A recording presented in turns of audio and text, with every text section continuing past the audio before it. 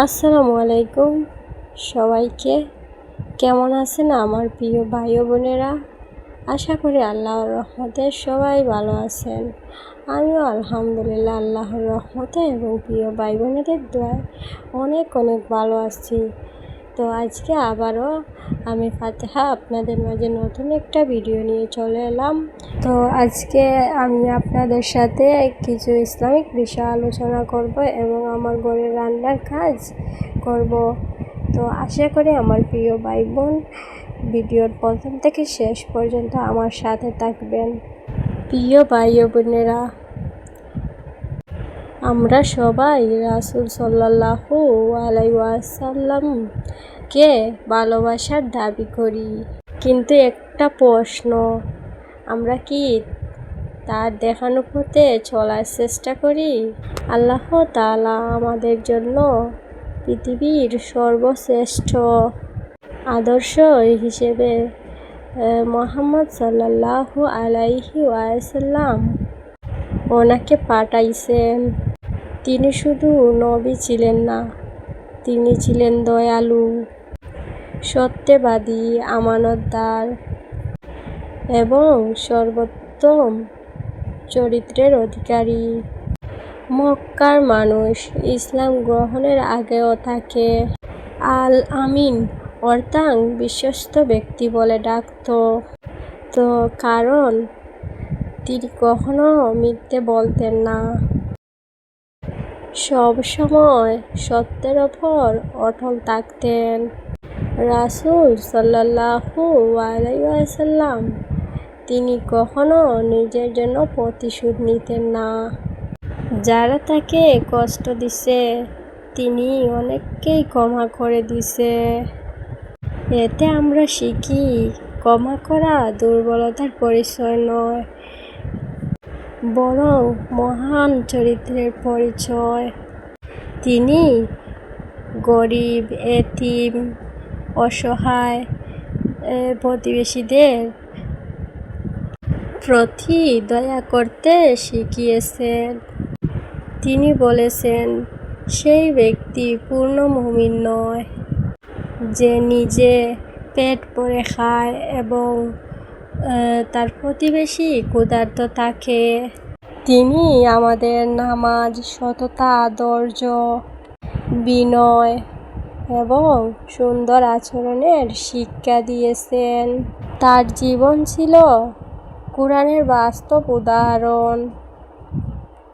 তো আমরা যদি সত্যি রাসূল সাল্লাল্লাহু আলাইহি ওয়াসাল্লামকে ভালোবাসি, তো শুধু মুখেই ভালোবাসি কথাটা বললে হবে না। আমাদের কথা, কাজ, চরিত্রে, আচরণে তার সুন্নাহর ছাপ থাকতে হবে। তো প্রিয় ভাই ও বোনেরা, পৃথিবীর ইতিহাসে অসংখ্য মানুষ এসেছে, আবার চলেও গেছেন, কিন্তু এমন একজন মহান ব্যক্তি আছেন যার নাম আজও কোটি কোটি মানুষের হৃদয়ে উচ্চারিত হয়। তো তিনি আমাদের প্রিয় নবী সাল্লাল্লাহু আলাইহি ওয়াসাল্লাম। তিনি ছিলেন সত্যের প্রতীক, দয়ার প্রতীক, উত্তম চরিত্রের সর্বোচ্চ আদর্শ। ওনার কথা ছিল সত্য, ওনার আচরণ ছিল কোমল। তো যখন যিনি দোয়া করতেন তখন শুধু নিজের জন্য নয়, তিনি ওনার উম্মতের জন্য দোয়া করতেন। এই উম্মতের প্রতি ওনার ভালোবাসা ছিল অসীম। আজ আমরা যদি ওনার প্রতি সত্যিকারের ভালোবাসা প্রকাশ করতে চাই, তাহলে ওনার সুন্নাহকে আমাদের জীবনের অংশ বানাতে হবে। সত্যে কথা বলা এবং আমানত রক্ষা করা, মানুষের সঙ্গে উত্তম আচরণ করা এবং আল্লাহর ইবাদতে আন্তরিক হওয়া।